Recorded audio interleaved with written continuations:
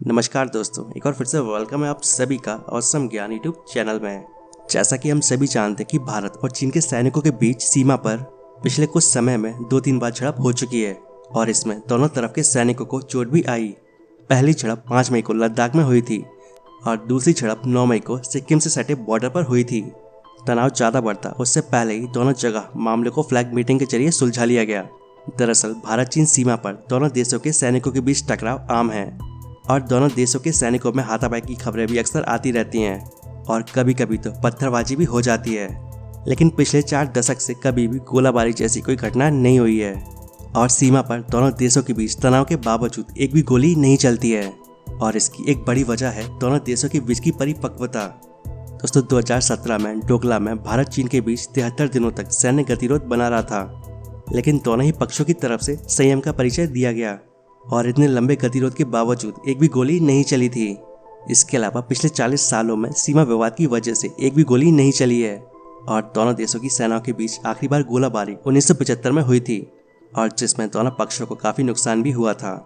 इसके अलावा सीमा विवाद सैन्य टकराव में तब्दील होकर बड़े संघर्ष का रूप ना ले, इसके लिए दोनों देशों की तरफ से पुख्ता व्यवस्था की गई है और ऐसी किसी भी स्थिति में फ्लैग मीटिंग के जरिए विवाद को जल्दी निपटा लिया जाता है और इसमें ब्रिगेडियर स्तर के अधिकारी हिस्सा लेते हैं। साथ ही आपको बता दूं कि दोनों देशों की सेनाओं के बीच नियमित फ्लैग मीटिंग होती रहती है और बॉर्डर मैनेजमेंट के लिए दोनों देशों के बीच बातचीत का सिलसिला चलता रहता है।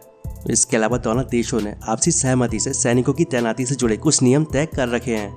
दोनों ही देशों की तरफ से फ्रंट लाइन में तैनात सैनिकों के पास आमतौर पर हथियार नहीं होते हैं और अगर बड़े अधिकारियों के पास हथियार होते भी हैं तो उनकी नोक नीचे जमीन की तरफ रखी जाती है। ये भी वजह है कि ज्यादातर संघर्ष हाथापाई या कभी कभी पत्थरबाजी तक ही सीमित रहते हैं।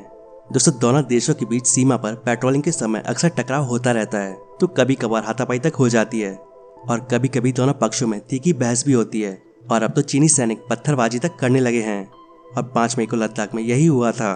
दोनों पक्षों में टकराव की एक बड़ी वजह है सीमा को लेकर अस्पष्टता, यानी कि मैदानी इलाका नहीं है।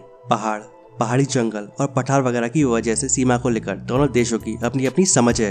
जब दोनों देशों के सैनिक अपने अपने इलाके में गश्त करते हैं तो कभी कभी संयोग से एक ही समय एक ही जगह पर दोनों पक्ष गश्त के लिए पहुंच जाते हैं और ऐसे में टकराव की नौबत आ जाती है। इसके अलावा भारत और चीन के बीच 1954 में पंचशील समझौता हुआ था और इस समझौते में 5 बातों का जिक्र था। पहली, एक दूसरे की अखंडता और संप्रभुता का सम्मान। दूसरी, एक दूसरे पर आक्रामक न होना। तीसरी, एक दूसरे के आंतरिक मामलों में दखल न देना। चौथी, समान और परस्पर लाभकारी संबंध और 5वीं, शांतिपूर्ण सहअस्तित्व।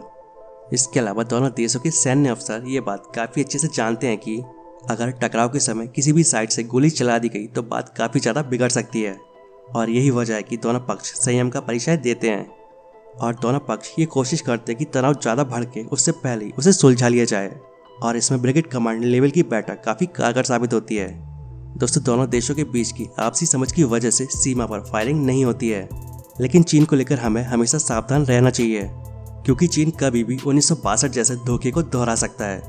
बॉर्डर पर चीन की तरफ से आक्रामक ढंग से इंफ्रास्ट्रक्चर को बढ़ाना इस आशंका को और भी मजबूत कर देता है। तो दोस्तों उम्मीद करता हूँ आपको वीडियो पसंद आया होगा। वीडियो अच्छा लगे तो वीडियो को प्लीज़ लाइक एंड शेयर जरूर करें। इस तरह के वीडियोस आगे भी देखने के लिए इस चैनल को सब्सक्राइब कर लें और अगर आपके कोई सवाल सुझाव है तो नीचे कमेंट बॉक्स में कमेंट करके बताएं। And thanks for watching.